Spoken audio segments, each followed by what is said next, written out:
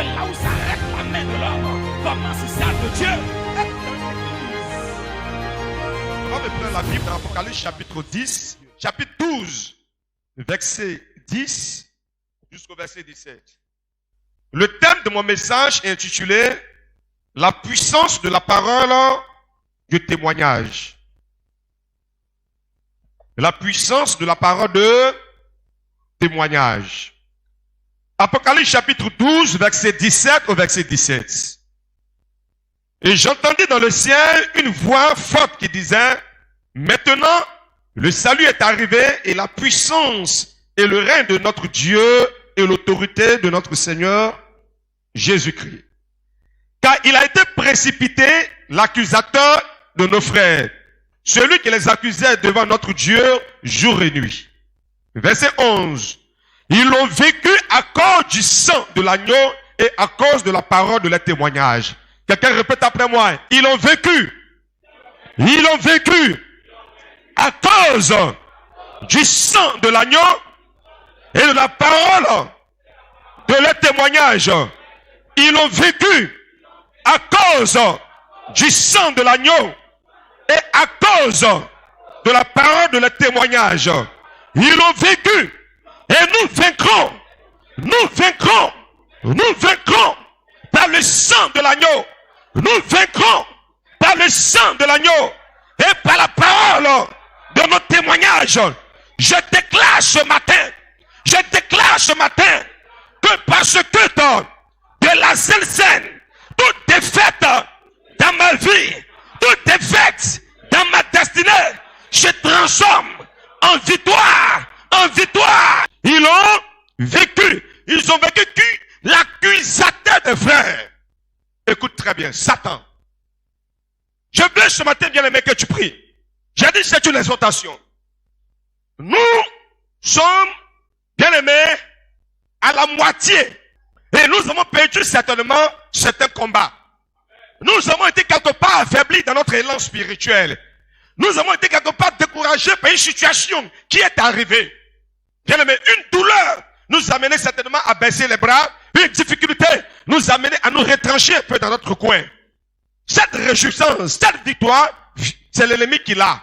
Mais le Seigneur nous dit ce matin que nous avons vécu par le sang de l'agneau. Et par quoi? Et par la parole de témoignage. Donc il y a deux éléments, le sang et la parole du témoignage. La Bible déclare que le chiffre 2, quelqu'un m'aide à le chiffre de quoi? De témoignage. Alléluia. Donc bien aimé, pour que le témoignage naisse dans ta vie, je veux ce matin que tu pries. Que tu pries. J'ai dit le message, c'est la puissance de la parole de témoignage.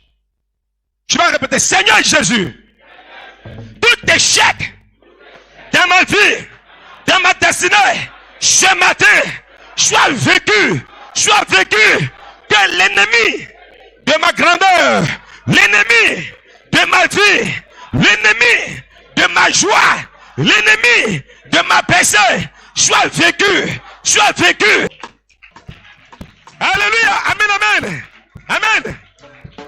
Dis, Seigneur Jésus, là où j'ai échoué, je déclare que je vaincrai au nom de Jésus, amen. Assieds-toi dans la présence de Dieu.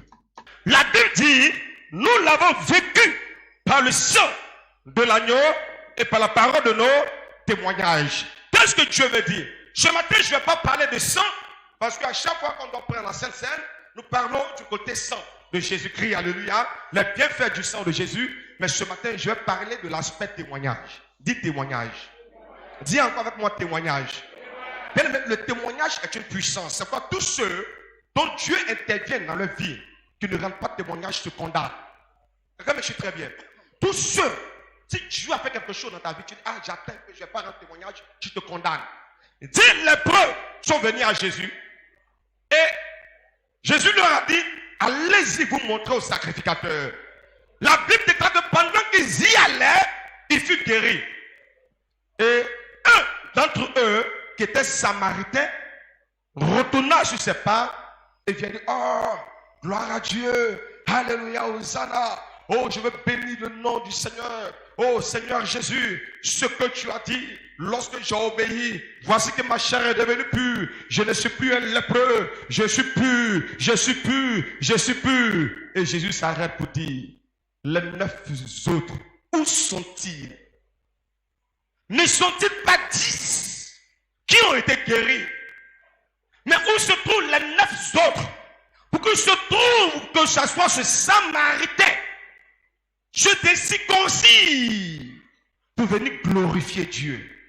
Et regardez, il libère des paroles dans sa vie. Il lui dit, va, car ta foi t'a sauvé.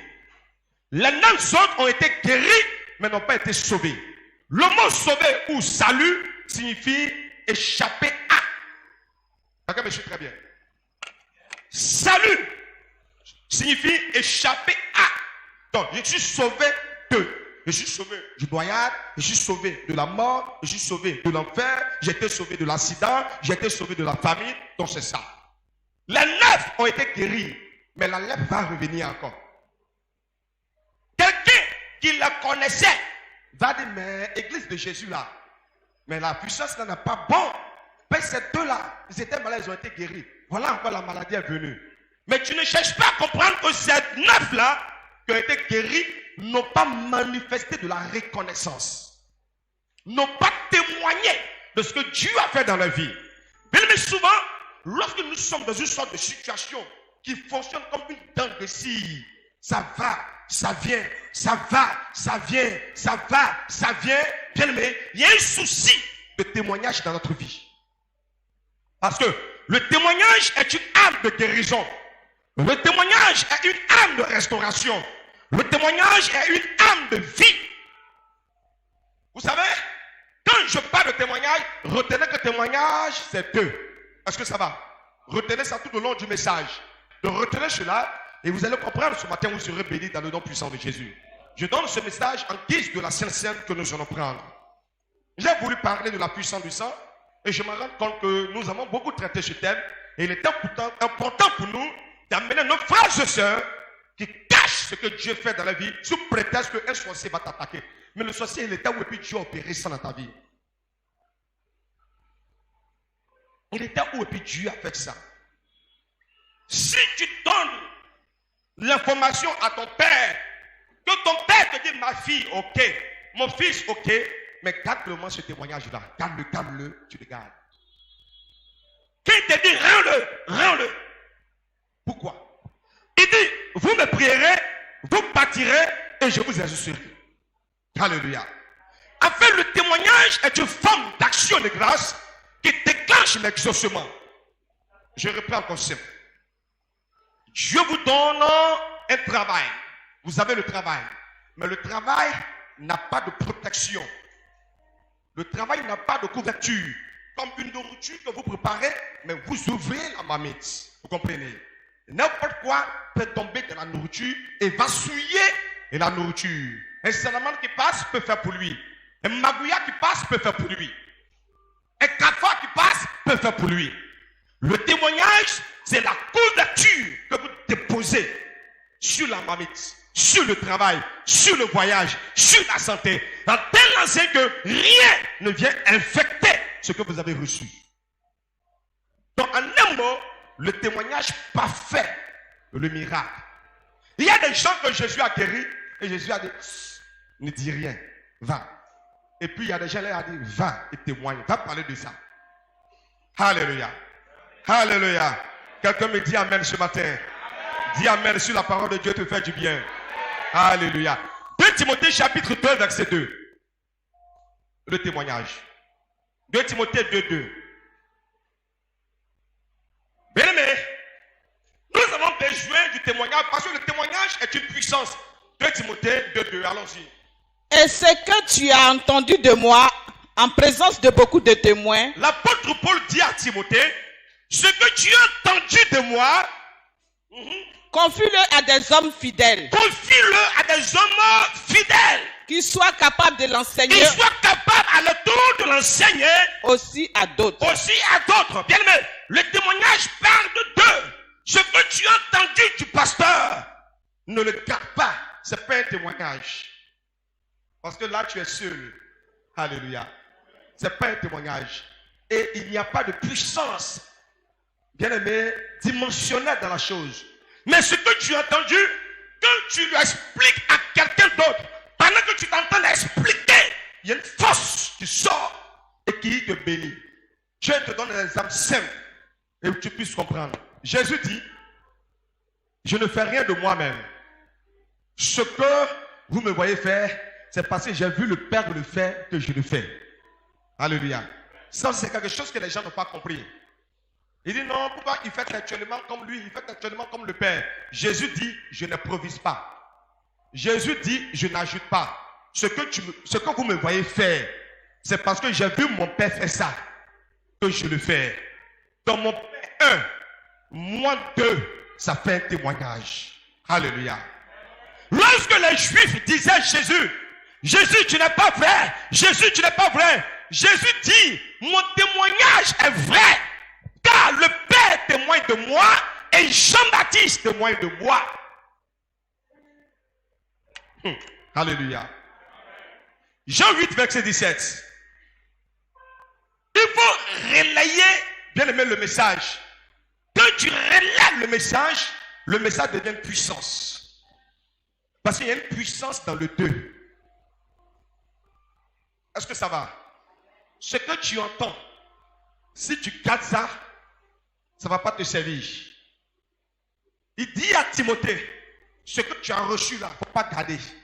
Donne. À ton tour, donne. Quand tu donnes, tu reçois. L'autre qui a reçu, donne, il reçoit. L'autre qui a reçu, donne, il reçoit. Donc en fait, tu témoignes de comment le culte a été. Tu témoignes de ce que le message a été. Tu témoignes de l'impact de la prédication sur ta vie. Tu témoignes de l'impact de la louange, de l'impact de l'adoration. Et alors la gloire de Dieu, la puissance de Dieu se rattache à ta vie. Tous ceux qui ne témoignent pas n'expérimentent pas la puissance de Dieu. Quelqu'un me suit très bien? Oui. Lis-moi s'il te plaît.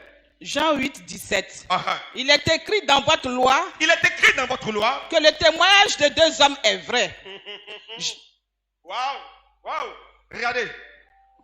Monsieur Quadio et sa chérie s'aiment bien. Nous nous aimons bien. Et ils décident d'aller se marier. Mais la loi dit quoi? La loi dit, vous vous aimez. Qu'est-ce qui prouve que vous vous aimez? Il faut 2 personnes pour témoigner que votre amour est vrai. Et on les appelle témoins de madame, témoins de monsieur. Normalement, vous vous aimez, c'est suffisant. Mais il n'y a pas une suffisance, une puissance dans l'amour que vous éprouvez les uns pour les autres. Il faut autrui pour témoigner, pour attester, pour certifier, pour prouver. On dit, monsieur, prends un témoin. Il signe pour dire, non, je sais que non, mon fion là, il est trop fan de Elodie. On dit, Elodie, prends un témoin. Elle prend un témoin, son témoin dit, oh non, je sais que non, ma fille là, elle aime trop Quadio. Vous voyez? Et on dit, on vous unit, vous êtes mari et femme, à cause des 2 témoins. À cause de 2 témoins. Jésus a dit pour la première fois, avant Apocalypse, il dit, je voyais Satan tomber du ciel. Comme un éclair. C'est parce qu'il y avait un témoignage. La Bible, allons-y, rapidement. Luc chapitre 10. Luc chapitre 10. Verset 1. Il dit qu'il est dit dans votre loi là, hein, que lorsqu'il y a un témoignage de 2 personnes, quand je relaie l'information, pendant que je suis en train de relayer, une puissance entre en moi. À celui à qui je relaie l'information. Celui à qui je relaie l'information, à son tour, quand il relaie, une puissance entre en lui. Alléluia. C'est ça, témoigner. Allons-y. Luc 10, verset 1. Oui. Après cela, le Seigneur désigna encore 70 autres disciples. Il désigne 70 disciples. Et il les envoya 2 à 2 devant lui. Non, il les envoyait seul à seul. 2 à 2. Seul à seul. 2 à 2. Seul à seul. 2 à 2. Qu'est-ce qu'il y a écrit chez vous? 2 à 2. Jésus les envoie 2 à 2. Bien aimé. 2 à 2. le chiffre du témoignage. 2 à 2. Allons plus vite, allons plus vite. Il les envoyait 2 à 2 devant lui, dans toutes les villes et dans tous les lieux où lui-même devrait aller. Il leur dit, la moisson est grande, mais il y a peu d'ouvriers. Priez donc le maître de la moisson d'envoyer les ouvriers dans sa moisson. Partez, voici, je vous envoie comme des agneaux au milieu des loups. Ne portez ni bourse, ni sac, ni souliers, et ne saluez personne en chemin. Dans quelque maison que vous entriez, dites d'abord que la paix soit avec cette maison. Et il s'y trouve là un enfant de paix. Alléluia. Je veux commenter un peu ce verset-là. Donc, reprends le verset que tu viens à peine de lire. Il y a une révélation qui manque dans ce verset-là. Parce qu'il y a des enfants de Dieu qui n'ont pas l'art d'accueil. Dis à quelqu'un la manière. Je vais t'entendre dire la manière. La bénédiction de Dieu se trouve dans la manière. Ne portez ni brousse, ni sac, ni souliers, et ne saluez personne en chemin. Verset 5. Dans quelques maisons, que vous rentriez, dites d'abord que la paix soit dans cette maison. Amen. C'est-à-dire que je suis en train d'aller quelque part, je prends l'exemple simple, je vais chez la maman de maman. J'arrive chez la maman de maman, quand je rentre dans sa maison, la Bible dit que quand j'entre dans sa maison, je salue maman de maman. Je ne vais pas la saluer en tant que pasteur, mais je vais la dire, maman, bonjour, comment tu vas? Il dit, saluez-la. Bonsoir maman, comment tu vas? Est-ce que ça va? Verset 6. Et il se trouve là un enfant de paix.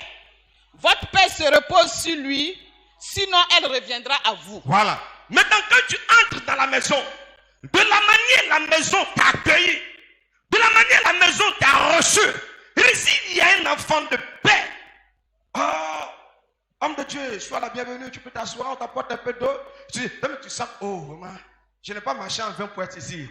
Ou bien je n'ai pas roulé en 20 pour être ici. Cette tranquillité, même si souvent tu es encore sur, ah, bon, vraiment, on peut te prendre un peu ton manteau là, voilà, le temps que tu puisses un peu, il dit, si se trouve là, que votre paix, que l'onction qui est sur ta vie, que la grâce qui est sur ta vie, demeure dans cette maison.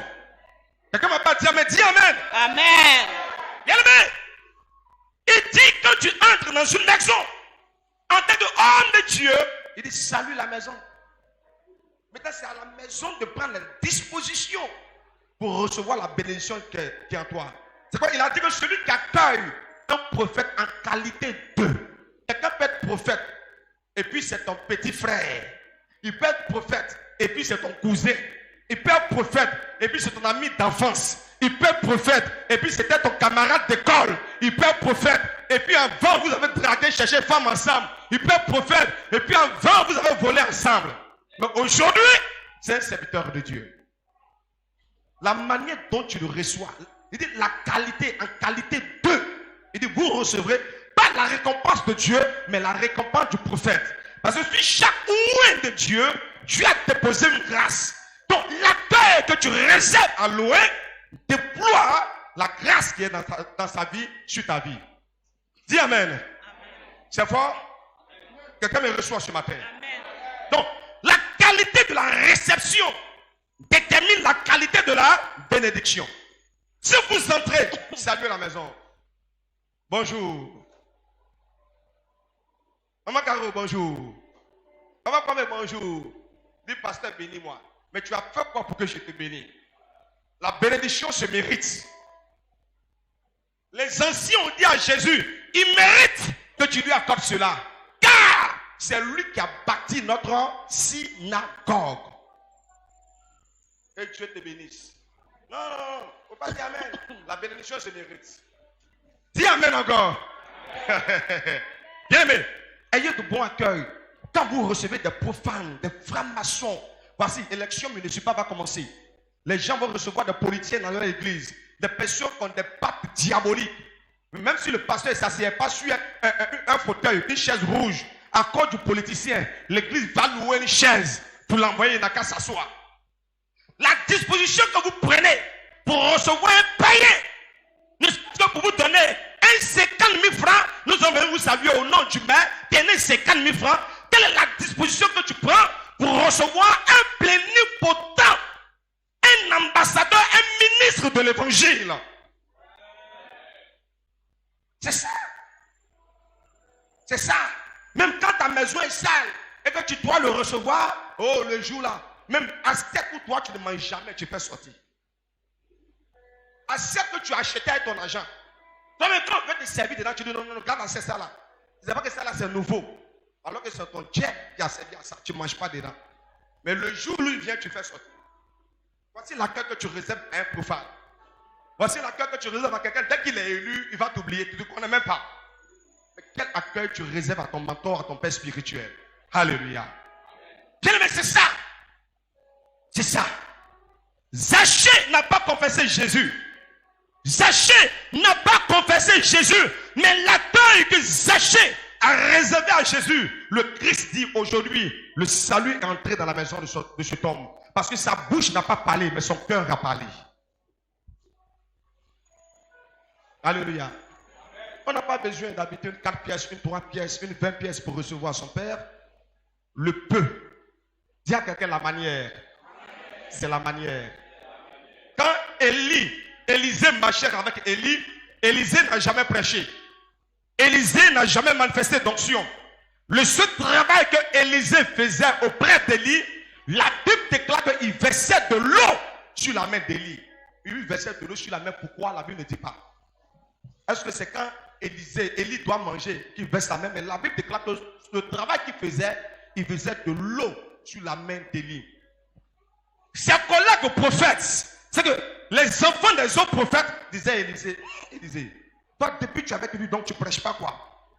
Hein? Nous on prêche, nous on libère, nous on dégage l'onction, nous on pose les mains, nous on fait ceci. Et ils vont plus non pour lui dire, est-ce que tu sais que ton maître sera? Il dit, je le sais, taisez-vous.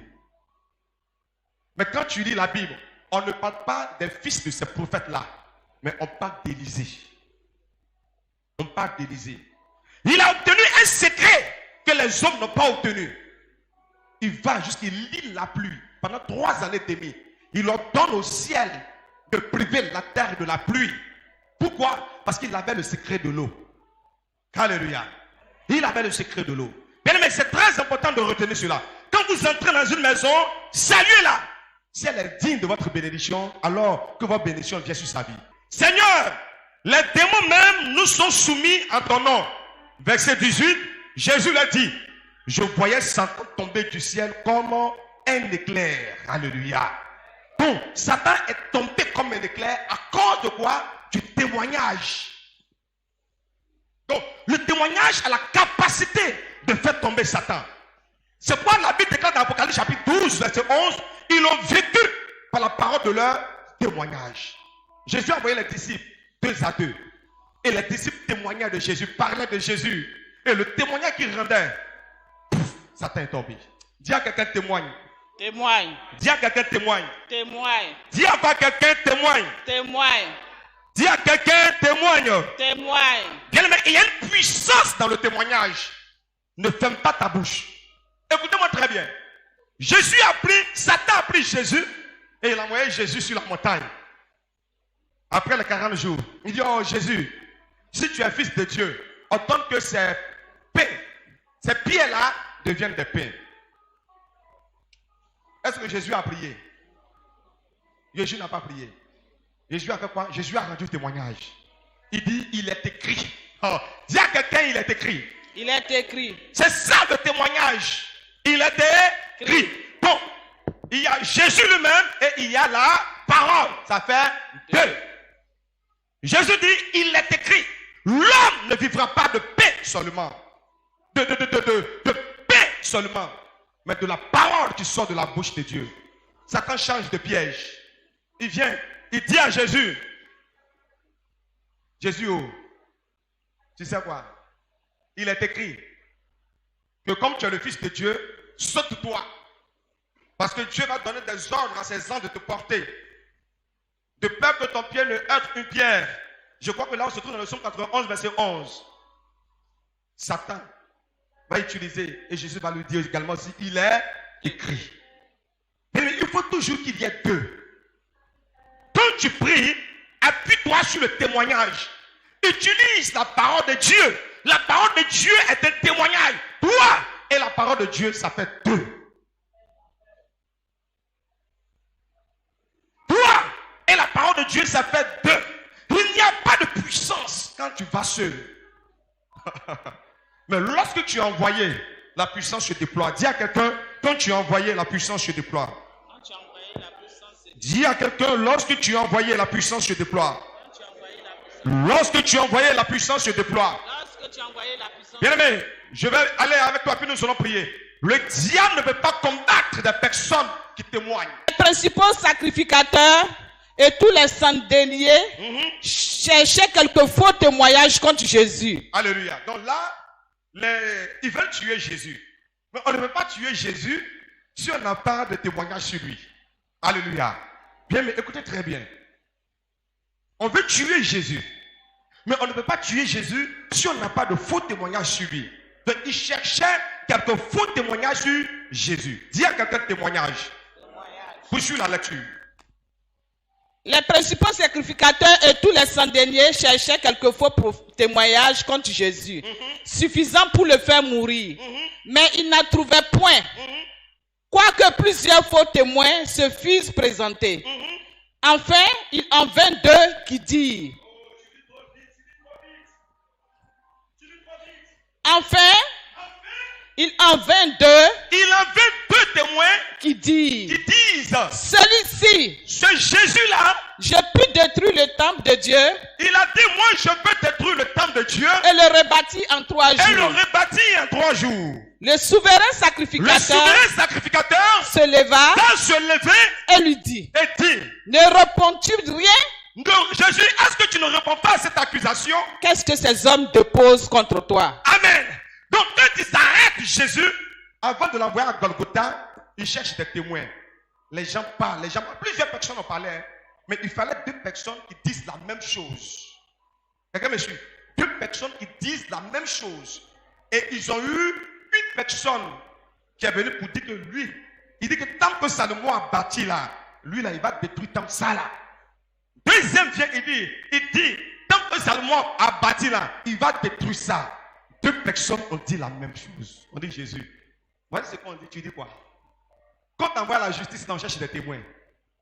On dit, tu dis quoi? Jésus ne dit rien. On dit, bon, allons à Golgotha. Bien aimé, c'est ça la puissance de Dieu. C'est pourquoi la prière que tu fais seul est puissante.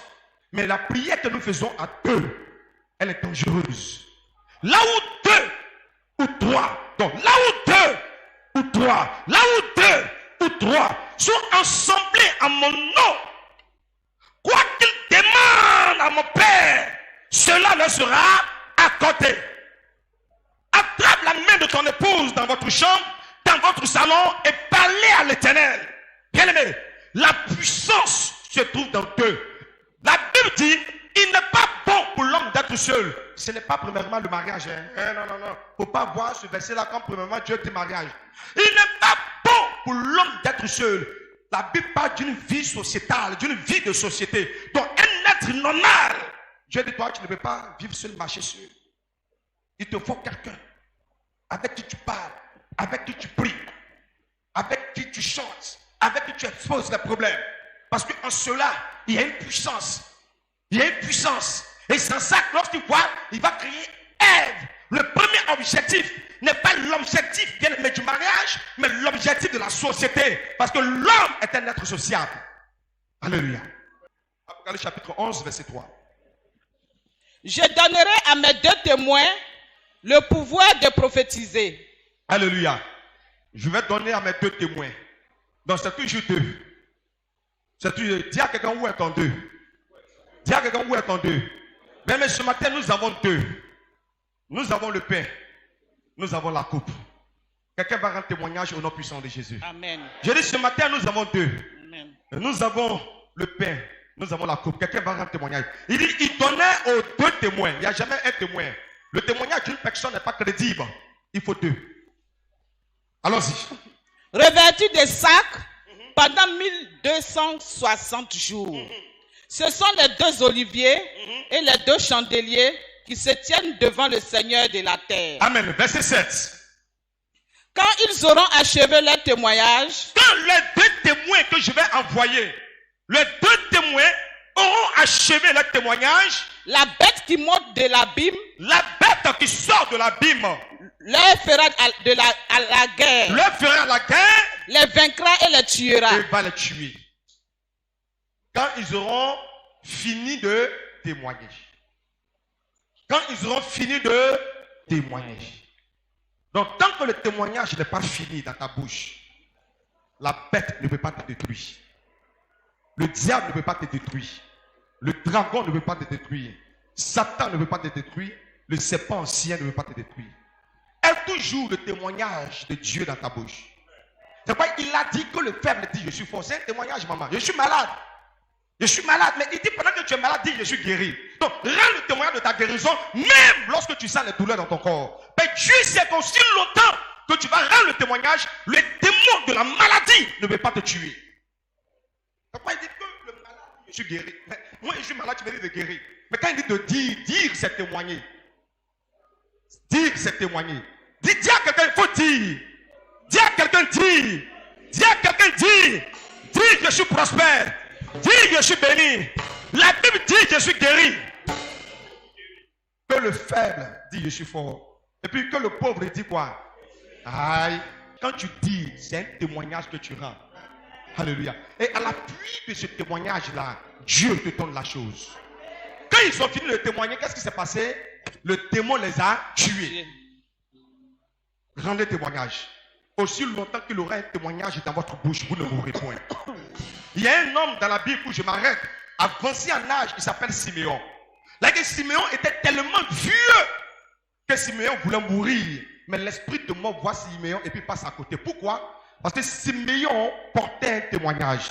Il devait voir quoi? Le Messie d'Israël. Il devait voir le Messie d'Israël. Tant que ses yeux n'ont pas vu ce témoin, il ne mourra pas. Un jour, pendant qu'il était dans le temple, avec son âge avancé, courbé, il voit un monsieur appelé Joseph, une femme appelée Marie, qui vient présenter l'enfant. Quand ses yeux ont croisé l'enfant, il dit, Père, tu peux laisser partir ton serviteur, car mes yeux ont vu le salut d'Israël. Ne regarde pas la situation pour parler. Parle parce que Dieu te dit de parler. Tiens-toi debout, bien-aimé. Lève simplement les deux mains. Et tu vas témoigner de la gloire de Dieu dans ta vie. Lève simplement les deux mains. Lève simplement les deux mains.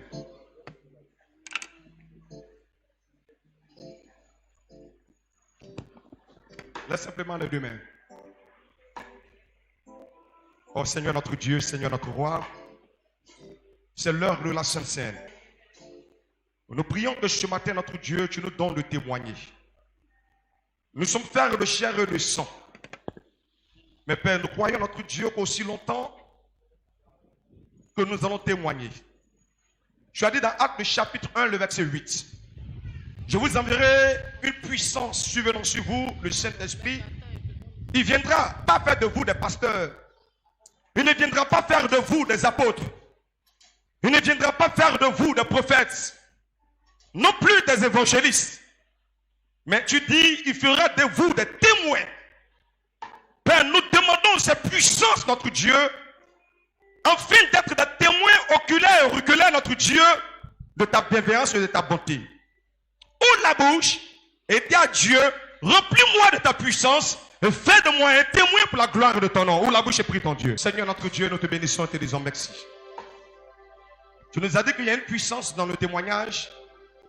Et comment est-ce que notre Dieu, deux faux témoins ont été capables, notre Dieu, de mentir et que le Messie a été arrêté et amené à la croix. Tu nous as dit aussi longtemps qu'il y a un témoignage dans nos bouches. La bête, le serpent ancien, le dragon, l'accusateur des frères ne pourra rien contre nous. Mais notre Dieu, en communiant ce matin avec toi, met un témoignage dans nos bouches. Et que du lundi au dimanche, nous ayons un témoignage à rendre pour la gloire de ton nom, en confessant ta parole, en déclarant ce que tu nous as dit de déclarer.